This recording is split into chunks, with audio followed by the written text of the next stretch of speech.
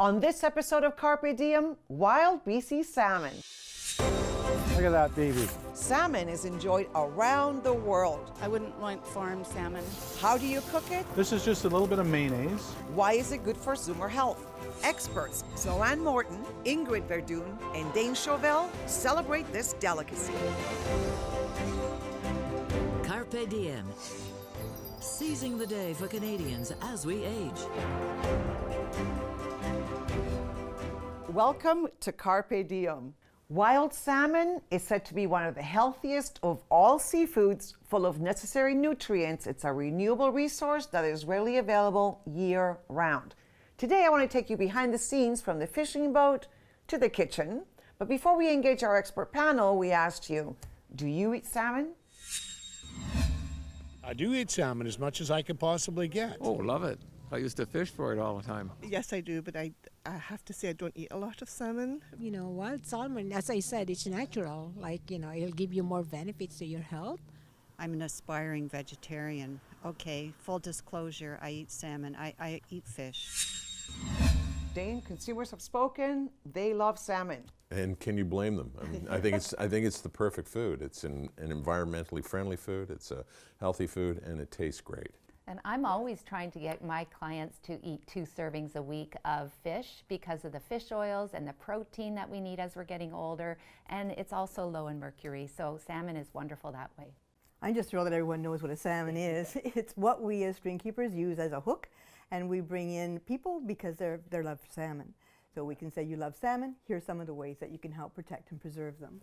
No, it's good. And Dane, you spend your life promoting salmon, catching them, retailing them into the best kitchens in the world. Well, we have access to the best salmon in the world in BC because of our management and our production systems here. This is such an exciting show. When we come back, we're going to discuss what we can do to support this precious keystone species. Still ahead on Carpe Diem. One of the biggest problems for our local salmon streams is that they are receiving vast amounts of rainwater runoff from streets.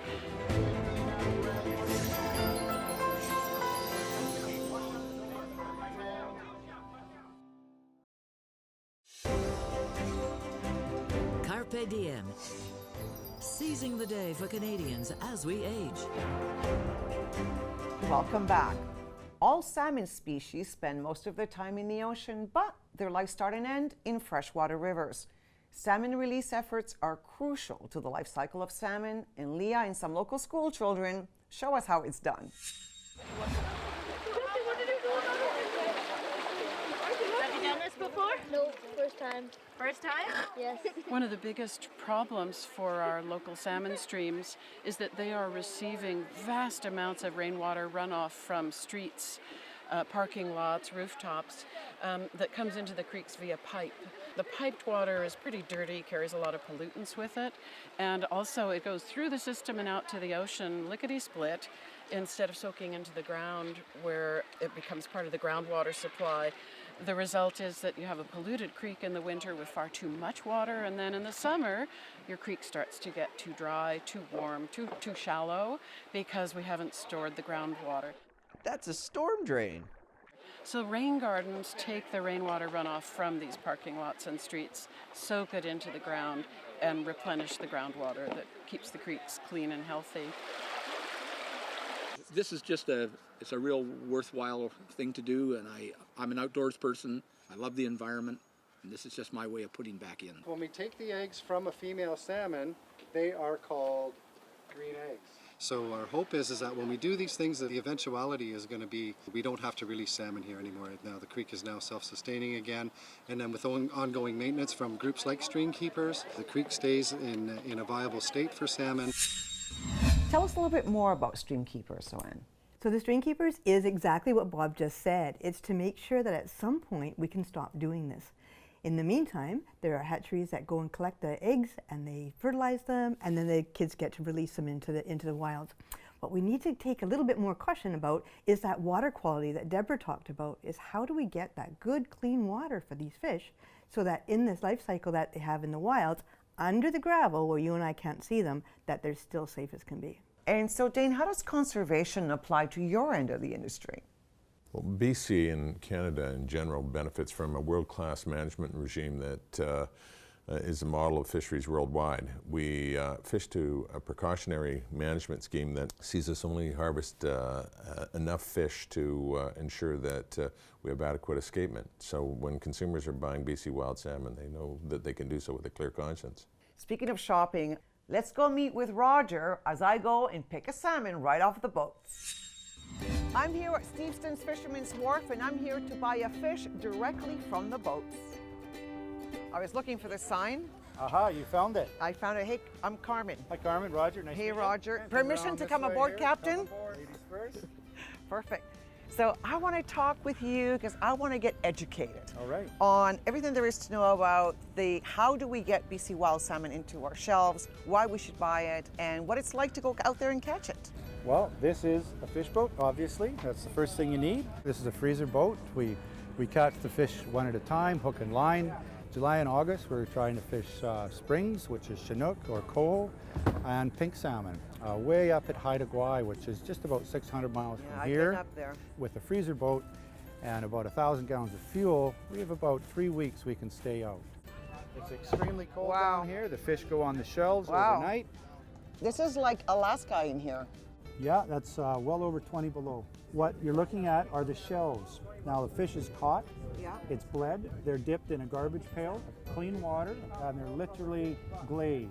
That water is in every orifice, and that's what preserves the fish. So what would you say to the people that say, oh, I only want to buy fresh, not frozen?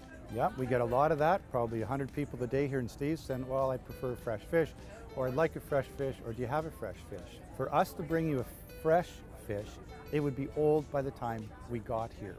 But with a frozen fish, it is caught, it is bled, it is cleaned, it is washed, and then it is tossed down into our fish hole. And about 4 hours, it is frozen, core frozen. Oh yeah, you can hear it. Look, can you hear it? Knock, knock. Wow, solid like a rock. Solid like a rock. If when you're downstairs, that's what you do. You know it's frozen. Look at that baby. So now we bring that fresh fish out. If you want to have this for dinner, it's a little one. Give it a bath of water in your sink. Leave it on the counter, and you will have a fish that is fresher than fresh. Frozen at sea, the only way to go. Who wants this fish? Movie star fish. I do. 50 bucks, it's yours, take it home. I'll put it in this lovely bag we have. You can have this one right here. Done. There you go. Mission accomplished. Mission accomplished. And then more. Thank you very much. Thank you so We hope much, to see Roger. you on both sides of the rail here. I love this, and I think everybody should go to the dock and buy it from the fisherman or go to a qualified fishmonger that sells exactly this and ask for it by name. Wild BC salmon. You got it. Fresh versus frozen. Do you get asked a lot about that too? Well, Roger's hit the nail on the head. Frozen at sea fish is indistinguishable from fresh fish when it's thawed out. But in season, we don't discourage people from buying fresh fish. No. But it makes it available year round.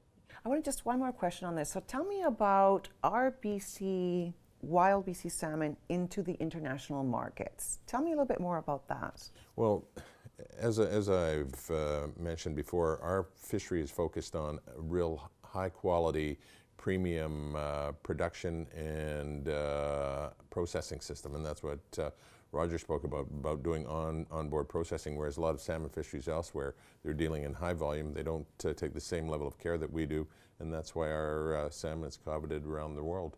It reminded me a lot of the fresh vegetables that are quickly frozen, and they have just as much nutrition as the fresh vegetables that have traveled all the way from South America, and they're waiting a long time to be eaten, and the water's pouring over them in the grocery store. So I get that concept of fresh frozen vegetables, fresh frozen fish. I get it. When we come back, we're going into the kitchen with celebrity chef Robert Clark.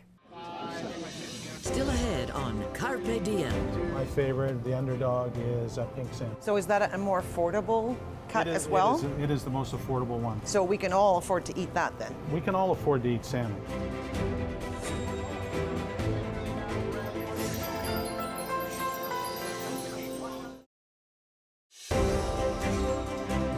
Carpe Diem. Seizing the day for Canadians as we age. Welcome back. In this segment, we're spending time with celebrity chef Robert Clark. I went to see him to learn how to choose and cook this nutritious delicacy. But first, we shop.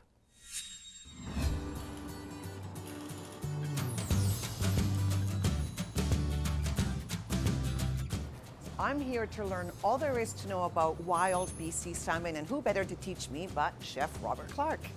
Hello, Chef. How are you, my friend? How are you? Things are good? No, things are fantastic. And you know, I wanted to learn all there was to learn about wild BC salmon. Teach me 101. Well, the basics are, here in British Columbia, we have 5 wild Pacific salmon species. There's pink, chum, coho, sockeye, and spring, or chinook. Those are our 5 species. They're available 365 days of the year, not always fresh, but salmon freezes very, very well, and it is an excellent source of protein, omega-3s. I mean, it's so healthy for you. Vitamin A, apparently.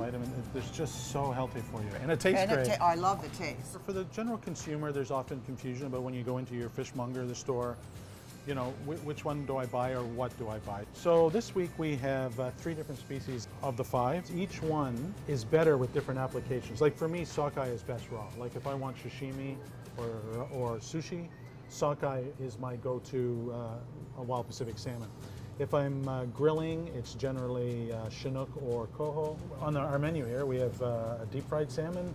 Chum is the best. My favorite, the underdog, is pink salmon. So is that a more affordable cut as well? It is the most affordable one. So we can all afford to eat that then? We can all afford to eat salmon. Canned salmon, I'm told by nutritionists, is actually healthier for you than fresh because you're getting the bones and the skin. All are very nutritious, high in calcium. Generally you see it in fillets or steaks, but salmon comes in so many varieties too. It's not just eating the flesh.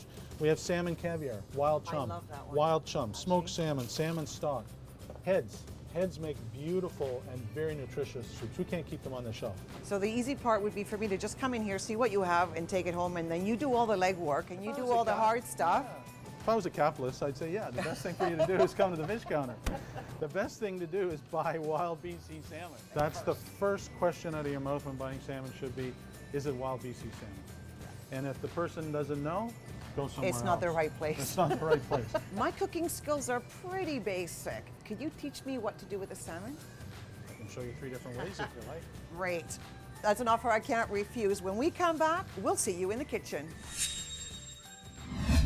He's a master, right? The best. So now I'm a big fan of pink salmon.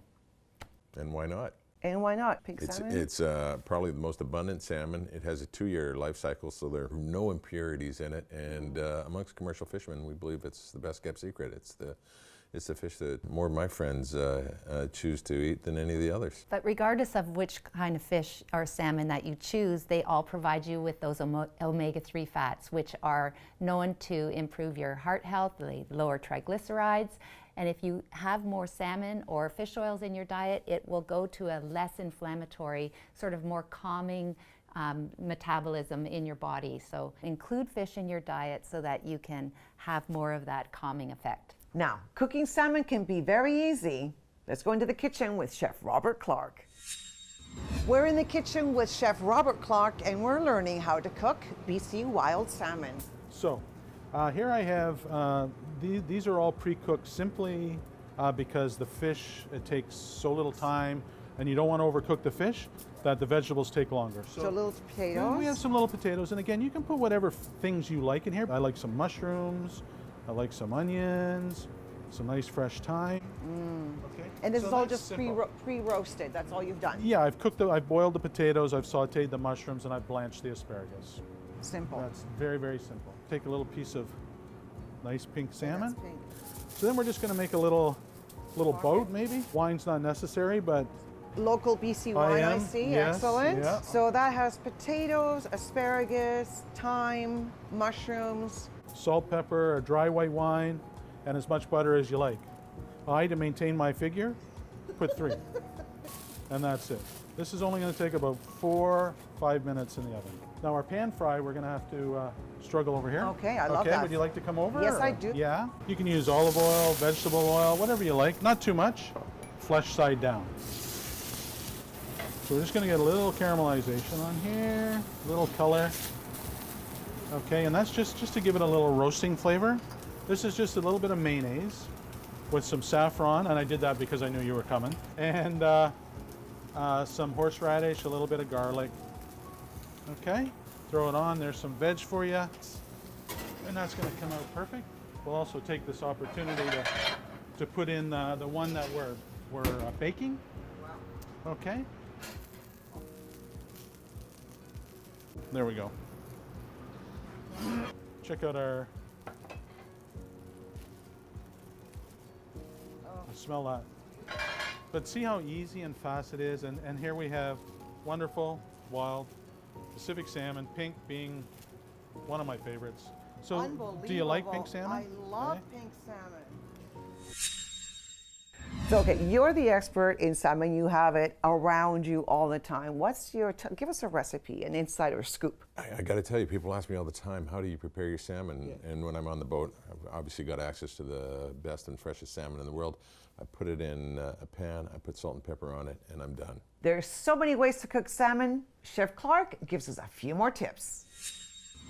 We're back at the fish counter. Chef Clark is already in the kitchen, and we're going to cook salmon. Today, I really, really want to demonstrate how simple and how versatile wild BC salmon is, in particular pink. Just getting this ready. So this is for poaching. So basically, this is how simple it is. Just get yourself a shallow lasagna type dish. I've put some onions and some fennel and some garlic in there because those are the flavors that I like. And then you just lay your piece of fish in there. And is this pink? This is wild pink salmon, wild BC pink salmon. I can tell by the color now. Okay, and we're going to cook it all at once to show you how fast it is too. So that's ready there. So what we have here is just like a court bouillon, water, bay leaves, salt, some onions, some leek, and a little bit of acid, lemon, vinegar. Then we're just going to pour this over our pink salmon. So this is my favorite.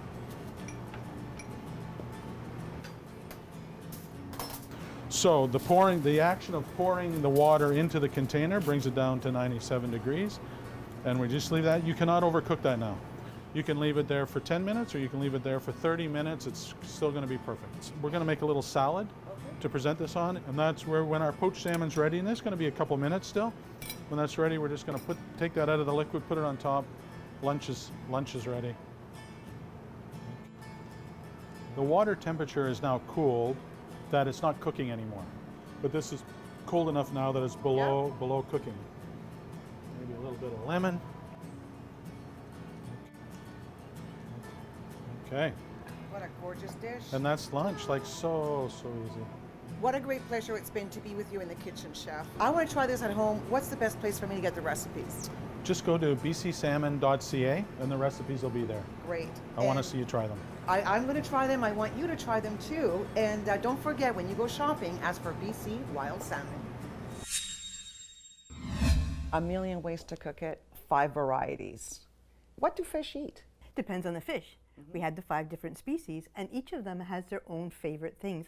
And I think that's what produces those unique flavors and certainly produces a unique coloration. You mentioned in that you notice the pink salmon have that lighter pink flesh, and that's due to partially because of what they're eating. You are what you eat. Yeah. So tell me a little bit more, though, because I know there's that, Dane, there's the pink salmon. Coho, sockeye, chum, spring, and chinook. And don't they all eat the same thing? They do not. I didn't know that. Yeah. So not only do they not eat the same thing, but they eat different things at different times in their life. And then they don't eat near the end, It right? eats the plankton, and near the end, nothing. All coming back, stomachs are empty. They're now getting ready for the last part of their life, whether the last part of their life is for nutrition for you, nutrition for a bear, or back into the ground. I just love to get educated. We have to take a break, but when we come back, we're going to get ready for our panel's final thoughts. Still ahead on Carpe Diem. It has to be the color that I want it to be naturally, not the color somebody else wants it to be because they put a little dye in the water.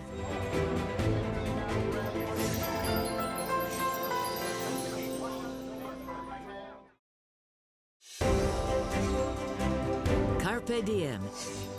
Seizing the day for Canadians as we age. It's now time to go around the table for our panel's final thoughts on why we should, at the store or at the restaurant, ask for wild BC salmon. But first, we asked you, what kind of salmon do you eat? like wild salmon, yeah. And why is that? It's got a better reputation, I guess you could call that. They don't get the ticks and the mites that the farmed salmon do. I wouldn't want farmed salmon. I mean, it's not a natural product. It has to be the color that I want it to be naturally, not the color somebody else wants it to be because they put a little dye in the water. The people have spoken. It's wild salmon. And you know, regardless of the type of fish you want to eat, please have 2 servings a week to get those beneficial fish oils and also the protein we need as we get older. Well, this show really taught us how to harvest a fish in a sustainable manner. It taught us how to eat a fish in a healthy manner. It taught us how healthy the fish was for us. What Streamkeepers does is turns that around and says if you go and count those fish and get out in the wild, it's healthy for you as well. That outdoor experience is healthy for you, healthy for the fish. Oh, that's fantastic. And Dane, your final thoughts? It's as perfect a food as there is. It comes from a food production system that has a very low carbon footprint, requires no arable land, the only fresh water is for spawning, and it's free from fertilizers, pesticides, antibiotics, and other harmful degrading substances. And it tastes great. Thank you so much to my panel, of course, Ingrid and Zoanne and Dane for being with us. Such an education. And that's the show. And remember, as our CARP president, Moses Neimer, always says, the best way to keep going is to keep going. So carpe diem and seize your day.